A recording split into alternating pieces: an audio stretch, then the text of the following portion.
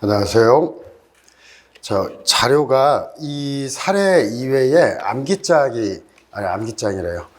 그 OX 자료가 조금 더 추가가 되어 있습니다. 그래서 OX 자료는 제가 이제 처음부터 끝까지 해서 조금 좀 추가를 좀 하거나 정리하는 그런 내용이니까 여러분들이 그 매회 그건 별도로 갈 거라고 얘기해 드립니다.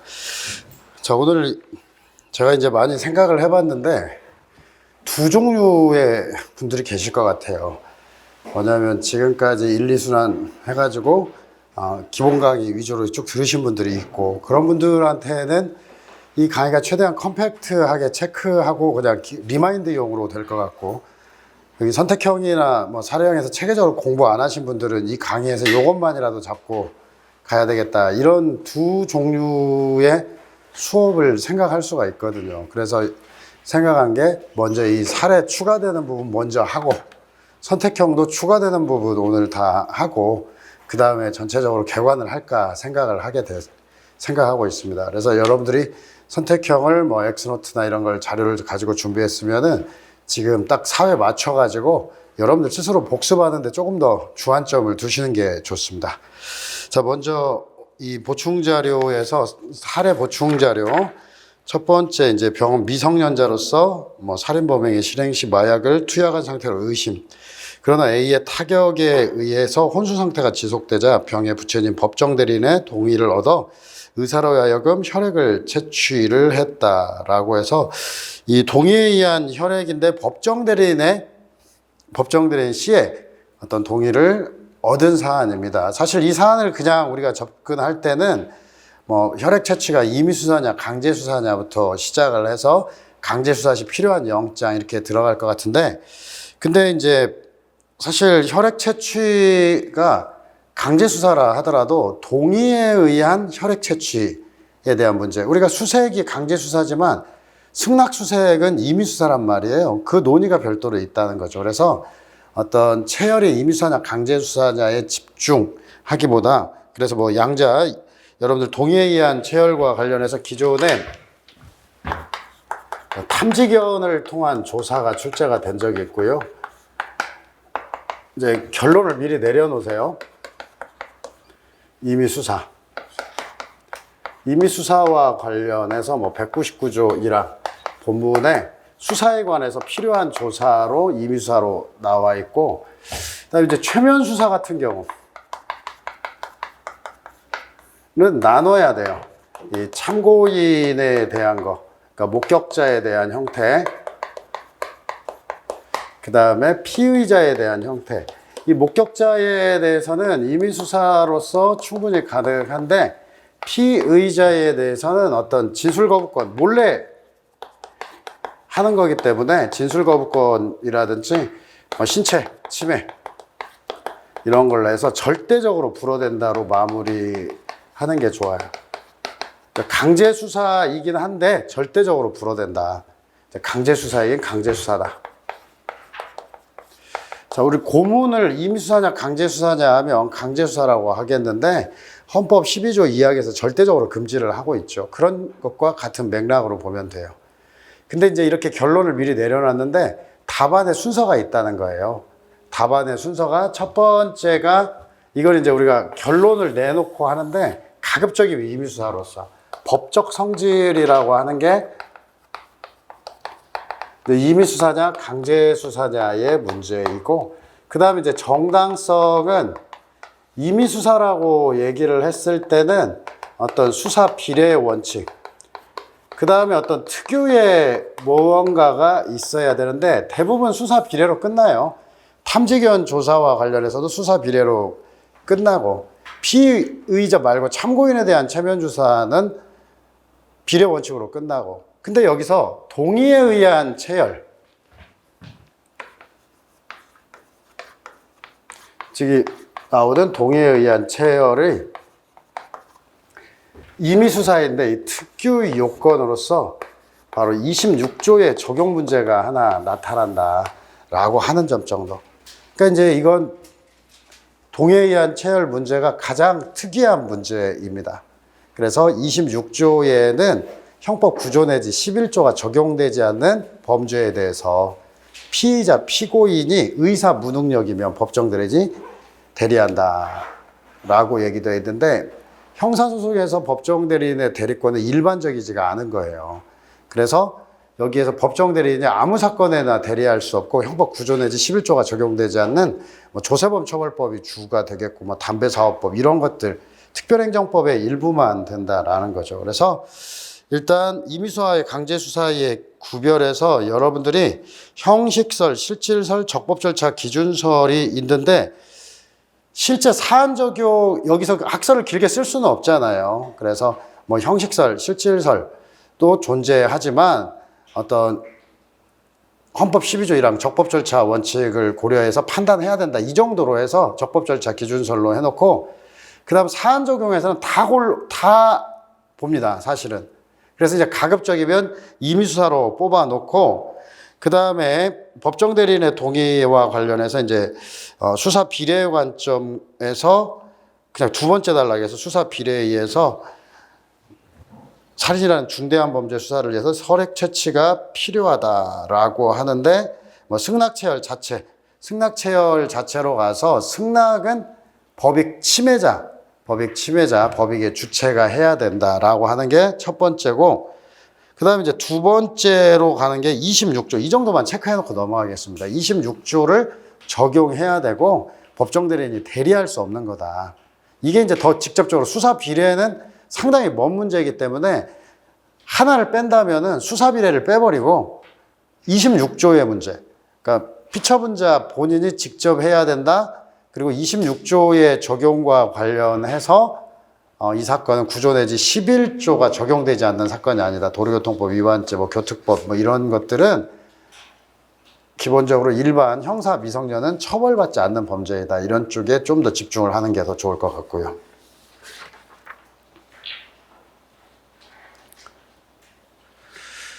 자, 그래서 이 정도 법정 대리인의 어떤 동의에 의한 체결.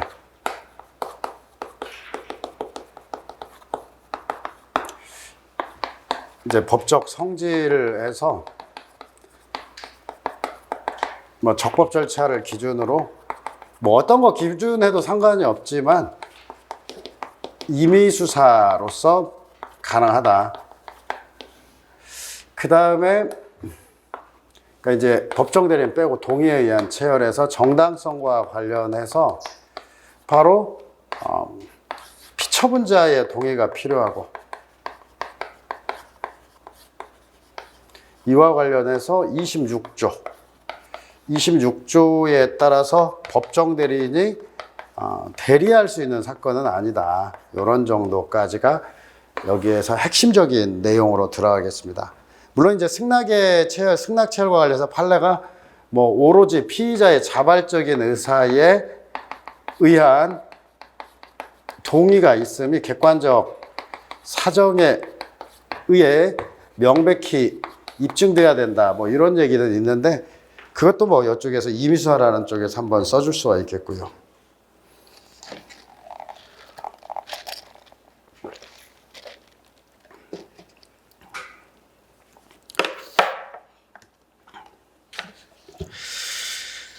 자, 그 다음 이제 사례 2번을 보면 이게 이제 암기장에서 제가 구속기간 일시를 나오는 거 구속기간 10일을 계산하는 것은 암기장에도 있고 원래 이게 사법시험에 있던 문제를 이제 변호사 시험에서 선택형으로 한번 냈었고 그 다음에 하는데 여기에도 문제를 보시면 하나가 더 있어요. 여기 문제는 그 문제가 아니고 긴급체포가 위법하다고 봐서 적부심을 청구했는데 그 절차가 다음과 같은 경우 구속영장을 청구할 최후의 시점 문제 2번 체크 한번 해보고 조문을 한번 보여야 됩니다.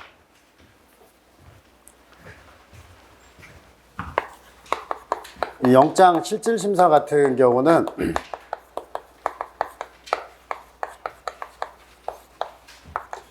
조문만 뭐 찾으면 되는 거고 체포구속 적부심은 구속기간에서 빼는 게 213조에 214조에 14망에 들어가 있어요. 그래서 14망을 한번 보시면은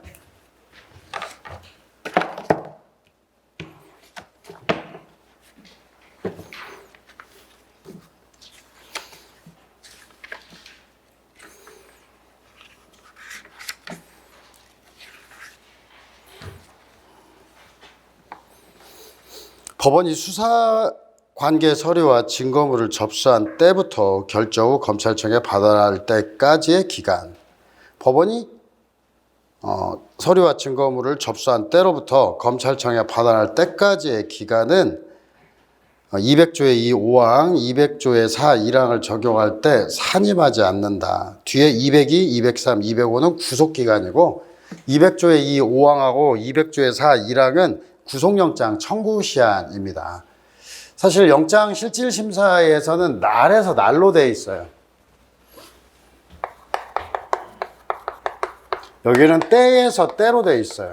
이 차이가 뭐냐면은 구속적부심에서는 두 가지가 있어요. 첫 번째는 체포적부심 다음에 구속영장 청구시한.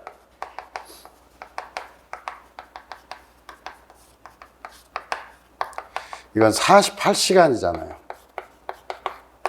그 다음에 구속기간 10일 연장 여부 불문하고 이렇게 된다 이거죠. 여기는 날로서 계산하고 여기서는 시로서 계산을 하게 됩니다.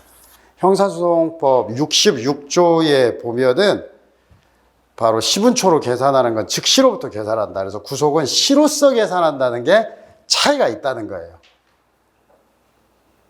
즉 구속기간, 그러니까 영장 청구는 48시간이잖아요.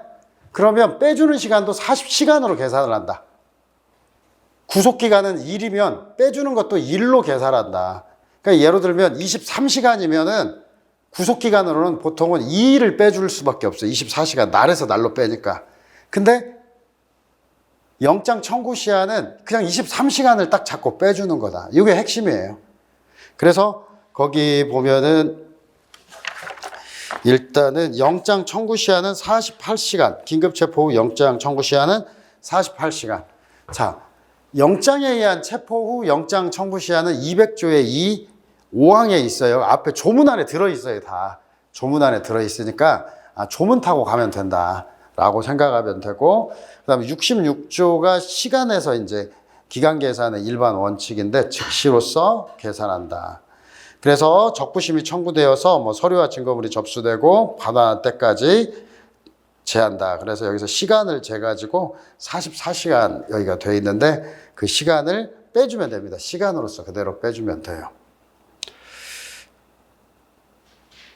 자, 사례 3번은 지난 순환에 제가 문제로 냈던 건데 이 사진 촬영과 관련해서 강제 수사로 정리하시는 분들이 많아요. 근데 일단은 이 사건이 제주지방법원에서 1심, 2심까지 있었는데 강제 수사로 봤어요. 경찰관이 일반 클럽에서 춤을 추는데 거기 들어가서 봤더니 남자 무용수들이 이제 춤을 추면서 옷을 다 벗어요. 이런 불법 영업을 촬영을 해서 냈는데 이제 강제 수사로 보고 영장이 없어서 위법하다고 했는데 대법원에서는 실제 영장주의가 적용한 게 아니고 그냥 영장주의에 관한 조문들 언급이 전혀 없어요.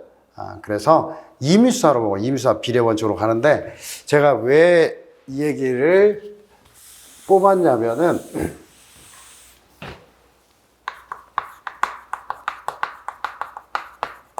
이 사진 촬영을 강제 수사로 보내면은 요즘 같은 시점에서는 답안 작성이 힘들어집니다. 뭐가 힘들어지냐면은 여러분들이 시험장에 가면은 집중력이 엄청 높아집니다. 근데 요즘 경찰 수사나 검찰 수사에서 웬만한 증거를 바로 압수하지 않고 사진을 찍는 경우가 되게 많아요. 참고인한테 협조를 얻어가지고 나중에 해도 내가 오늘은 이거 좀 사진 좀 찍어가겠다. 여러분들 무슨 일 있으면 사진 찍어가고 책 같은 경우도 이 부분이 저는 서점 같은 데 가가지고 서술이 괜찮으면 그 책 다 살 수는 없잖아요. 그러니까 사진을 조금 찍어요. 근데 이게 만약에 경찰관이 이렇게 찍어오는 게 지금 부지기수입니다. 근데 이걸 다 강제수사라고 하면 심지어는 웬만한 증거자료 사진 찍는 것도 강제수사로 돼요. 그러면 엄청나게 답안이 뚱뚱해집니다. 그리고 복잡해져요. 근데 임의수사로 보면 그냥 생각 없이 복사한 거 그냥 복사물의 요건 이거 하나만 처리하면 되거든요. 서술 안 해도 되고요. 그리고 일반적으로 이렇게 임의수사로 쓰인다는 거예요. 그래서 사진 촬영을 임의수사로 생각하고 그냥 일반 우리 사본도 복사하는 것도 사진이에요. 복사도 사진이에요. 복사도. 그래서 임의수사로 생각해서 일반 복사나 증거 수집 어떤 복사 용도의 어떤 촬영이라든지 등에 있어서는 아예 서술을 생략한다. 이걸 한번 두시라는 거예요. 안 그러면은 시험장에 가가지고 제가 그런 분들 많이 봤어요. 갑자기 사진 촬영 강제수사인데 시험장에 갔더니 사진을 3번 찍었어요. 사진을 3번 찍었는데 이거 이제 다 쓰느라고 사람 미치는 거예요. 그래서 사진 촬영은 임의수사하고 특히 이 사진 촬영이 강제수사냐 임의수사냐라고 하는 것은 두 번째로는 수사기관의 촬영에서만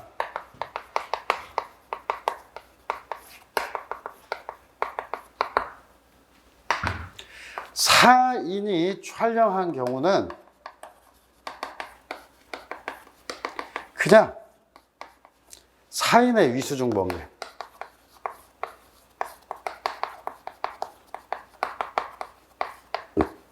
사인이 촬영하면 수사는 아니잖아요. 근데 사진 나오면은 바로 강제수사다, 임의수사다, 뭐 절충설도 있다, 막 나가시는 분들이 있어요. 근데 그건 수사기관이 촬영한 거. 그러니까 실제로 우리에서 보면은 CCTV라든지 뭐 사인의 동영상 촬영, 뭐 사인의 동영상,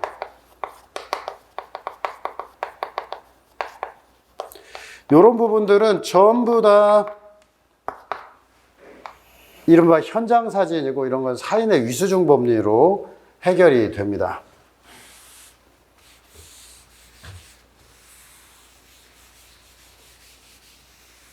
그리고 이제 수사기관의 촬영 이게 하나 있고 6월 말을 지나서 또 사진 촬영한 게 또 하나가 나와요. 6월 말을 지나서. 근데 이제 이것은 어떤 특사경들이 찍은 건데 원래 이제 식품위생법상에 특사경이 아닌 사람들은 식품위생 단속을 할 때 그런 단속증을 갖고 가야 돼요. 별도로. 근데 이제 특사경들은 단속증이 없이 그냥 신분증만 있으면 된다. 뭐 이런 식으로 해가지고 그 다음에 이렇게 현필긴상이라는 요건 하에 영장 없는 사진 촬영 가능하다.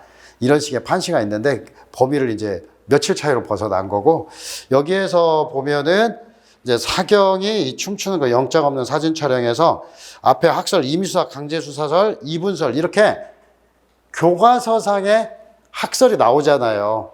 그러면은 앞에 형식설, 실질설, 적법절차, 기준설 이 논의는 안 쓰는 거예요.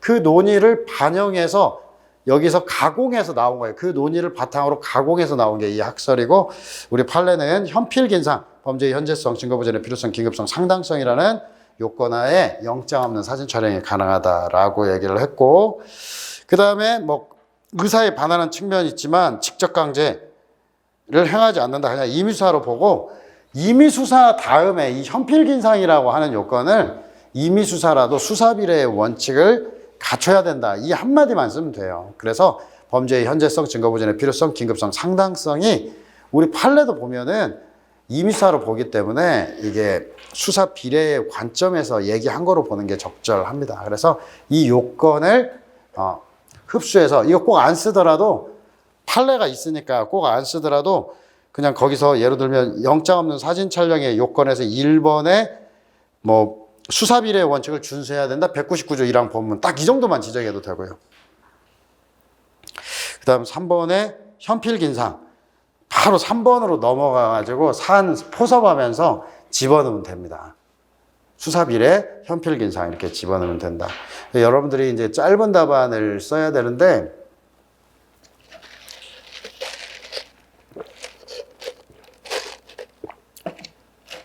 지금 모의고사도 함께 보시는 분도 있고 여기에서도 29일에 모의고사를 봅니다. 그래서 이재상 박사님하고 함께 문제를 출제를 했습니다. 이게 농담으로 한마디 하는 거예요. 그래서 문제 출제하자고 해서 아주 흔쾌한 마음으로 시작을 했는데 첫 문제를 받아봤는데 경찰이 전체 오주로 입고 누워요. 그래서 나 경찰을 가지고 수사를 해야 되는데 그래서 죄송합니다. 전화해서 다시 조금만 바꾸겠습니다. 쌩쌩한 경찰 하나만 만들겠습니다. 그랬더니 이제 경찰을 이제 쉽게 너무 중상을 입히거나 너무 다치면 제가 너무 곤란한 거예요. 그 다음에 요즘은 이제 검사가 예전 같으면은 그냥 검사가 수사하면 됩니다. 근데 지금은 이제 검사 수사 개시 권한이 제한돼 있는데 우리 사례로 나오는 것은 검사가 수사할 수가 없어요. 웬만해서는 독자적으로. 그래서 아무튼 그냥 혼자 순간 당황을 했던 그런 기억이 있어요. 네. 일단 여기서 사진 촬영, 그 문제를 이렇게 비교해 볼 때 제가 계속 강조해서 말씀드리면은 형사소송법을 우리가 공부할 때 이제 일반 사례 100점으로 할 때 충실히 준비를 해야 돼요. 그래야 이제 그걸 바탕으로 해서 실력도 늘고 기록도 제대로 쓸 수가 있고 하는데 실제 사례에 있어서는 형법 사실은 생각해 보면은 여러분들도 생각해 보면 제가 다 알아요. 형법하고 형사소송법에서 얘 별로 학교 다닐 때 공부 안 하잖아요. 공부 안 하고 또 다 잘한대요. 자기들이 다 잘한다고. 그래서 증거의 왕이 몇 명인지 모르겠고 막 여기 보면 학생들 사이에서도 다 증거의 왕이라고 하고 선생님들도 왕이라고 하고 어제 뉴스 보니까 뭐 형사법에 제왕도 있고 막 그러더라고요. 그래서 하여튼 제왕들이 많은데 실제로는 잘 몰라요. 그러다 보니까 답도 많이 틀리고 형법은 또 공부를 더 많이 하니까 형법에 좀 많이 쓰다 보면 형사소송법 꼬리가 잘리는 경우가 많아요. 그래서 교수님들이 대부분 제가 말씀드린 게 형사법은 검사 출신이 50%예요. 현직 검사분들, 로스쿨 파견 교수 해서 검사 출신이 50%예요. 이분들이 사실은 형법 잘 몰라요. 형법 이론을 어떻게 합니까, 잘. 그러니까 형법 판례 이외에 또 형사소송법에 기본적으로 애착이 있어요. 그래서 형사소송법을 좀 쓰는 사람들한테 점수를 좀 후하게 준다. 이런 것들 있죠. 그래서 여러분들이 더더욱이 이제 CBT로 나와서 훨씬 더 편해졌어요. 옛날에는 대략 위치를 잡고 앞에 이만큼 형법 쓰고 그 다음에 형사소송법 쓰고 생각을 했지만 지금 그렇지 않단 말이에요. 지금은 그냥 미리 써놓고 밀려버리면 되니까 형사소송법 부분을 최대한 간략하게 제가 지금 이런 식으로 앞에 요약을 하는 게 일단은 그 정도만 쓰라는 거예요. 왜? 안 쓴 사람이 반절은 될 거니까 일단은 그만큼 써놓고요. 자, 그 다음에 형법 쓰고 뒤에 차근차근 보태세요, 살을. 이제 살 붙여도 되잖아요. 이런 방식으로 형사소송법을 완성을 해놔보세요. 그러니까 가장 간략하게 써놓고 그 다음에 나중에 조금씩 붙인다는 거예요. 그러면은 안 쓴 사람 있고 또 쓴 사람도 답이 틀린 사람도 있는데 우리는 답을 맞춰가면서 내용을 조금씩 보태가는 방식으로 처리를 하면 되겠고요. 그 다음 또 하나 말씀드리면 기록 있잖아요. 예전에 보면 기록 답안지 7페이지, 그러니까 8페이지 주고 학생들이 6페이지 썼다, 7페이지 썼다, 8페이지 썼다 막 사람들 그러잖아요. 이거 완전히 뻥입니다. 왜 뻥이냐면은 7페이지, 8페이지 씁니다. 근데 옛날에는 종이로 쓸 때는 뭐 이렇게 줄이 있다면은 기록 쓸 때는 그냥 2줄씩도 막 써요. 예를 들면 정통장 여기다 막 쓰고 나 이렇게 쓰고 몇 줄 띄고 쓰고 막 이렇게 쓰기 때문에 실제로는 4페이지가 안 돼요. 그렇게 쓴 답안들이 8페이지 썼다고 하신 분들이 실제 답안 계산해 보면 3페이지도 제대로 못 쓰는 경우들이 많아요. 근데 여러분들이 CBT로 썼을 때 문제는 답안지가 어떻게 보면 3페이지 이상 못 넘어가는 경우도 있어요. 근데 이게 절대 적게 쓴 게 아니에요.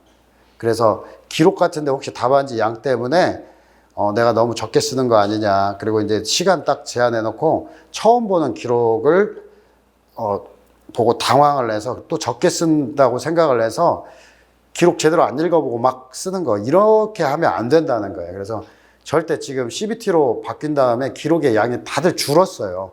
실제로 줄 수밖에 없고요. 참고를 해주시고요. 자, 사례 4번으로 가보겠습니다.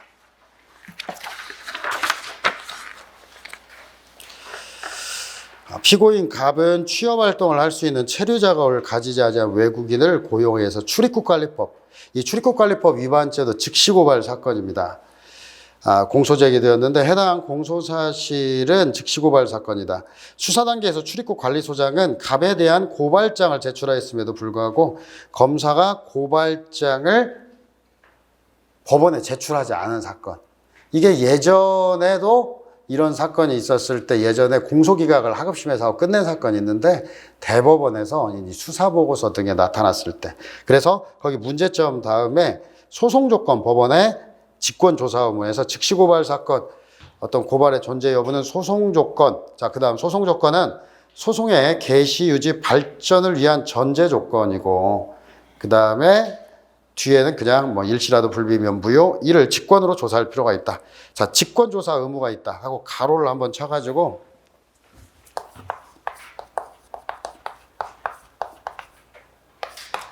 소송조건은 직권조사사항이다 라고 했을 때 근거 조문이 1조밖에 없어요. 사물관할에 대한 거. 혹시나 근거 규정을 쓰면 가령 1조입니다. 가령 1조. 관할은 법원이 직권으로 조사한다. 이거 말고는 소송조건 직권조사 규정이 하나도 없어요. 그래서 1조를 예시로 봅니다.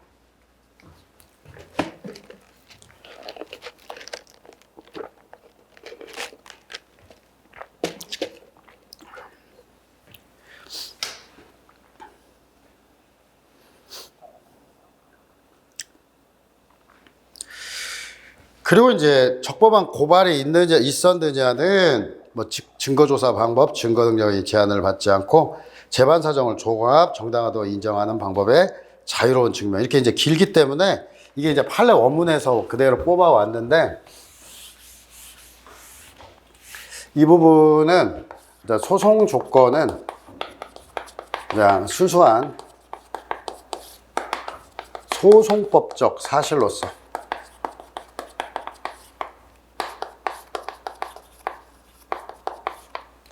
자유로운 증명의 대상이 된다. 이 정도면 됩니다. 그러니까 여러분들이 이제 좋은 표현도 이제부터는 내가 도전해서 충분히 자유자재로 쓰겠다 하는 것과 이 표현은 까다롭다. 지금까지 여러분 공부하고 반복한 게 익숙함의 정도예요. 그래서 너무 까다롭다라고 하는 것은 아예 그렇게 외우면 안 돼요. 좀 더 간략한 방법으로 외우는 거고, 그러니까 앞에서는 도전을 해서 노력을 해오는 거고 이제 뒷부분에서는 남는 것만 쓰는 겁니다.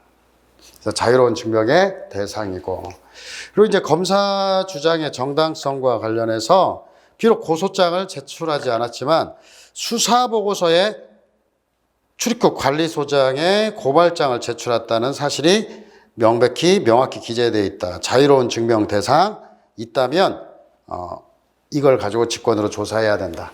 참고로 수사보고서는 311, 312조 이외의 서류로서 313조 1항에 따라서 판단을 합니다. 그런데 단 엄격한 증거능력 요건을 규정한 312조를 잠탈하지 않는 범위 내에서 즉 수사의 경위와 결과만 입증합니다.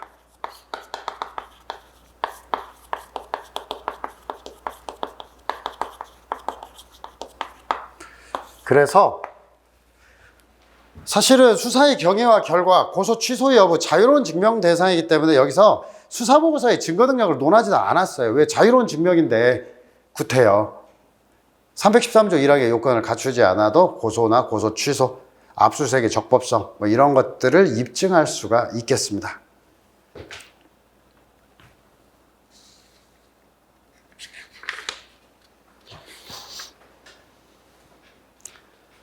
오후에 시험도 함께 보시는 분 한번 손들어 보세요. 오후에 시험도. 제가 천기누설을 할 수가 있는데 어차피 연습이니까요.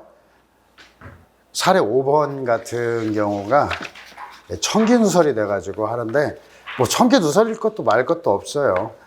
뭐냐면 범죄 장소에서의 압수수색 검증을 좀 유력하게 생각을 합니다. 제가 최근에 이제 변호사 시험 기출들 쭉 있잖아요. 일정한 템포를 보여요. 예를 들면은 뭐 작년에 이미 제출과 관련해서 피해자 등이 제출한 이미 제출 있고 그런 부분이 제가 올해도 강조를 했지만 작년에 나왔어요. 그럼 작년에 나오면 올해 안 나오겠냐. 근데 유관 정보와 무관 정보에 대한 것들이 계속 나오고 있어요. 지금 몇 년간. 그래서 이미 제출과 관련해서 일단은 그런 부분도 우리가 정리를 해야 돼요. 왜냐하면 기록이라든지 어떤 선택형 그리고 사례에서도 이미 제출이 아니라 다른 걸로 뒤바꿔 가지고 내면은 똑같은 논점을 서술해야 되기 때문에 근데 그것 이외에 영장주의 예외들이 최근에 이제 217조 1항들도 많이 강조되어 있는데 216조 3항 이게 실무에서 어마어마하게 많이 문제가 돼요.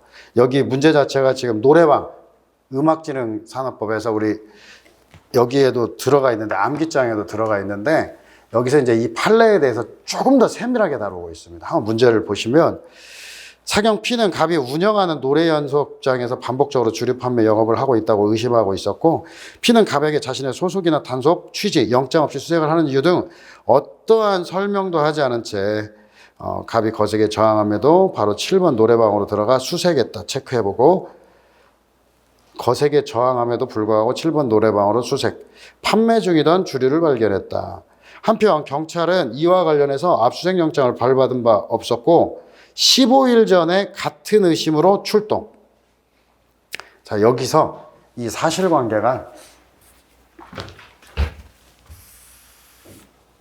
이 코로나19 때문에 심지어는 이 강남 쪽에는 유흥업소, 룸살롱이라든지 이런 뭐 노래방 이런 데에 대해서 어마어마한 단속이 진행됐어요. 아예 경쟁을 붙여놨어요. 그리고 계속 다 문제된 게 범죄 장소에서 압수수색이라고 하는 거. 그래서 예로 들면은 뭐 최근에 연예인이 룸사롱 마담집에서 뭐 마약을 투약했다 이런 게 나오는데 이게 코로나 시점이면은 실제로 개인 주택 같은 거 빌려가지고 거기에서 사실상 이런 영업을 해왔습니다. 안 걸리려고 9시 넘어서 영업이 금지되니까 그런 면도 있는데 지금 보면은 혐의가 구체적 혐의가 없어요. 그런데 수색을 개시한 거예요. 15일 전에도 15일 전에도 출동을 했지만 실패를 했어요.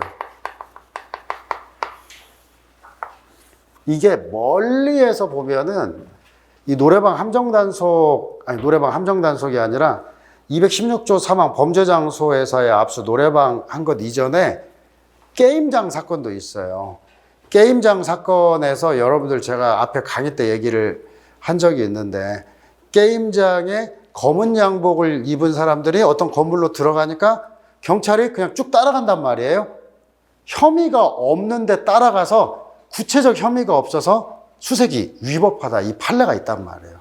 그 판례를 보고 만들었어요. 제가 볼 때는. 그 다음에 이제 밑에는 15일, 20 박 써가지고, 경향신문 빌딩과 관련해서 철도노조 뭐 지원과 관련해서 이 김정훈 위원장에 대해서 2일여가 남았는데 들어갔다. 영장 없이 수색을 했다. 위법하다. 15일이면은 충분히 여유가 있다. 영장 청구에 여유가 있다.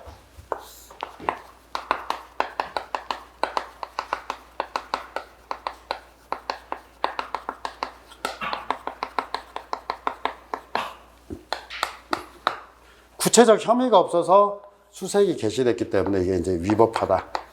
왜냐하면 수색도 215조에 따라서 혐의는 필요하죠. 죄를 범했다고 의심할 만한 정황이 있고 이게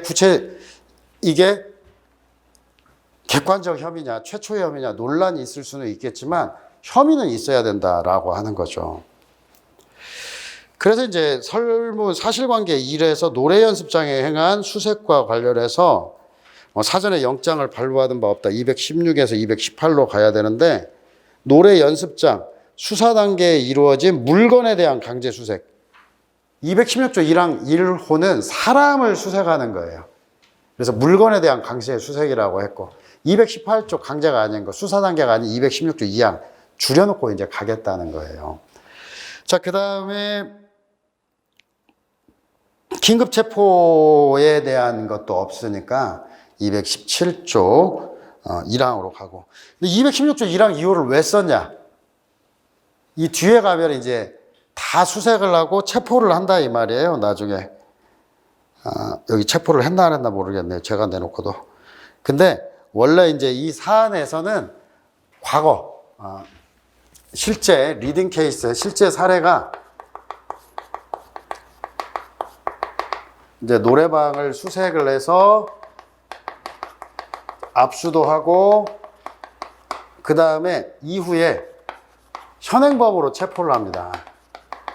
이 사안이 원래 실제 사례가. 그래서 이 사안에서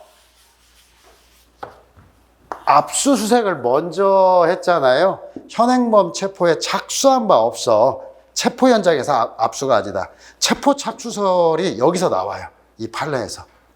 그래서 여기서는 체포가 이루어지지 않았음에도 불구하고 논점이 되는 거예요. 항상 여러분들 생각하는 게 제가 어떤 판례를 보면은 이 논점이 A, B, C가 있을 수가 있어요. 근데 이 판례가 C를 얘기하고 있어. 그리고 우리가 합리적으로 분석하면 A나 B가 훨씬 더 중요한 논점이에요. 근데 이걸 변호인도 안 다투고 그냥 설레에 의해서 쉽게 넘어가면 판례는 C만 얘기한단 말이에요. 그러면 출제자가 출제를 했을 때 C라고 생각하고 출제를 하는 거예요. 이게 앞에 법정 대리인의 동의에 의한 체열도 합리적으로 생각해 보면 체열이 법적 성질이 뭐냐 이쪽에 집중할 수 있겠지만 판례는 뭐가 나왔어요? 동의에 의한 체열. 법정 대리인의 동의로 되느냐 이게 제일 중심이고 그 이전에 승낙 체열이 임의 수사냐라고 하는 점을 언급은 한단 말이에요. 그래서 그게 중점이 되는 거예요. 합리상으로 보면 좀 더 다를 수가 있지만 그럼 이 사안에서도 이 판례를 정확히 모르면 체포 현장을 안 쓸 수도 있어요. 근데 여기서 체포 현장이 다뤄졌단 말이에요. 그래서 기억을 해야 돼요. 이건 출제하는 사람이 체포 현장에서의 압수도 된다. 근데 체포가 착수하기 전이기 때문에 체포 현장에 압수는 안 된다가 이게 답이 되는 거죠.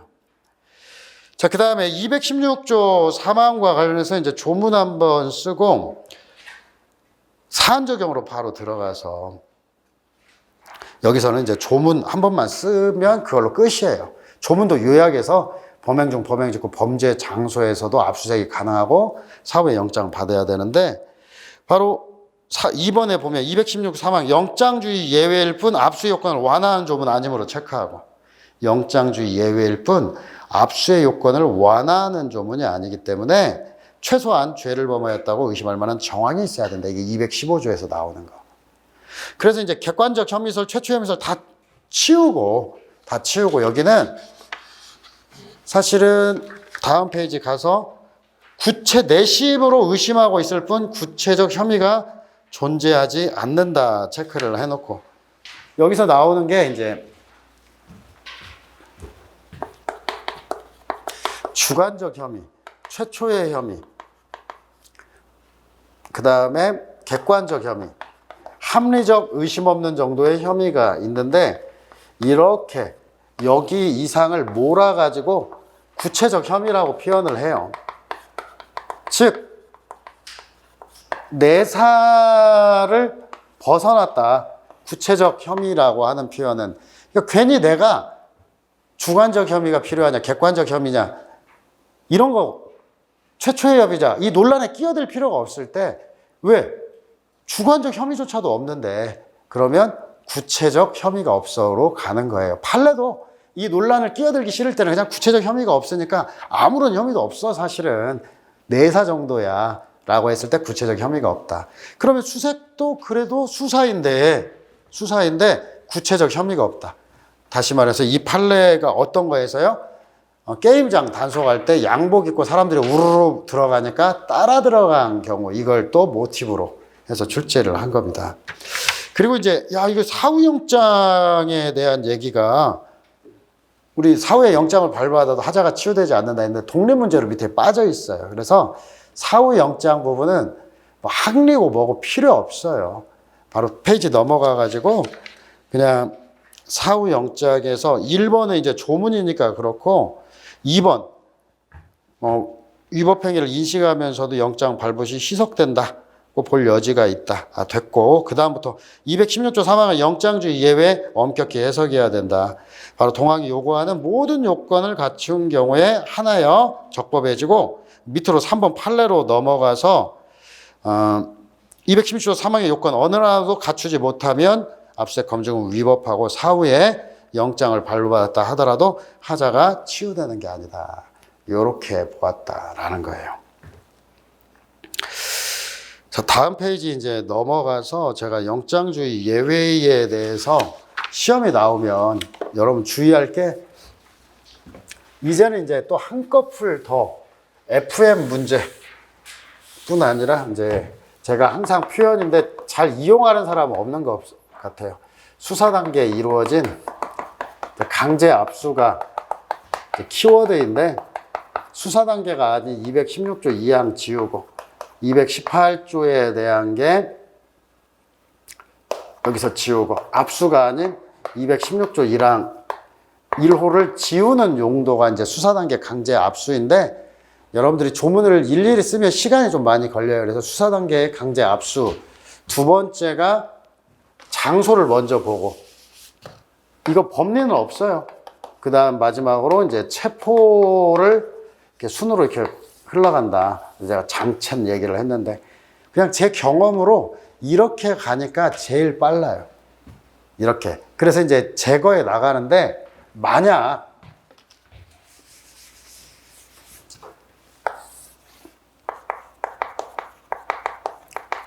당황한 상황이다, 불안하다, 야간은 아니에요. 형법 21조 3항이 적용될 것 같은데 야간은 아니니까 불안과 당황, 공포, 실제로 머리가 안 돌아갈 수도 있어요. 그러면은 여러분들이 이미 제출물 압수는 눈에 보이거든요. 그게 아니면은 이걸 목차로 잡아버려요. 이걸 잡아가지고 차분하게 풀어요. 체포 현장 아니다. 이거 보니까 범죄 장소가 아니더라. 긴급 체포가 성경한 경우가 아니더라. 그냥 이렇게 잡아하는 것도 괜찮습니다. 안 되면 이렇게 가라. 그리고 이제 나오는 게 마지막으로 이제 시대장후야. 쟁점 중심으로 가는데, 거기 밑에 있잖아요. 시대장후야. 시간, 대상, 장소, 사후영장, 야간 집행, 특히 217조 1항. 이거 도중에 이제 질문도 많이 하고 그러는데, 요즘 뭐 야간 집행과 관련해가지고 교수님들 사례집에도 써 있긴 하지만, 실제 사례집 한 2권에 써 있는 게 학계의 입장 자체가 전혀 아닙니다. 학계에선 논문이나 이런 거 보면은 아예 대꾸하기도 싫다는 논문들도 많아요. 아니, 무슨 영장주의 예외가, 영장주의는 헌법상 기본권인데 이렇게 무슨 쉽게 하자가 치유되네 어쩌네 이런 얘기를 하고 있냐, 이런 얘기도 많고, 사실 그 이후에 우리 판례들 216조 3항 명시적으로 사후에 영장을 발부받아도 하자 치유가 안 되고, 그 서술례를 여러분들이 중심으로 해가지고 예를 들면 차근차근 무관정보의 압수에서부터 시작해서 뭐 참여권을 침해했거나 압수 목록을 교부하지 않은 사안에서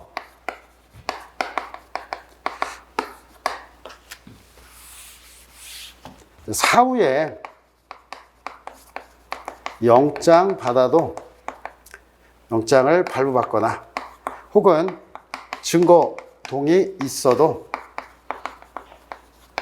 하자 치유가 안 된다. 뭐 이런 식으로 얘기가 돼 있는데, 그 전에 이제 영장주의 예외 규정들을 세트로 또 취급하는 거, 특히 216조 3항은 사후영장까지 1세트라고 하는 그런 것도 있고요. 이제 이런 서술을 좀 준비하는 건 그냥 객관식처럼 그냥 문장으로 그냥 쭉 이어버리면 됩니다. 영장주의의 중요성에 비추어서 영장주의 위반, 뭐 무관정보의 압수는 위법하고 증거 능력이 없고 사후에 영장을 발부받거나 그 다음에 증거 동의가 있다 하더라도 하자치유가 되지 않는다 이렇게 처리하면 되겠고요.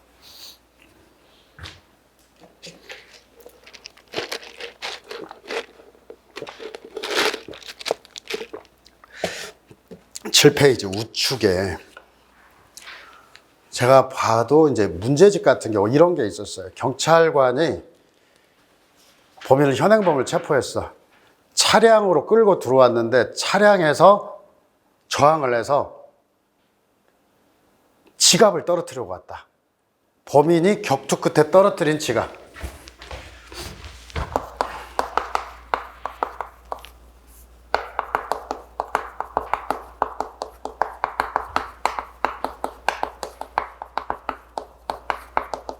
이 비슷한 사례가 한 2번 나왔어요.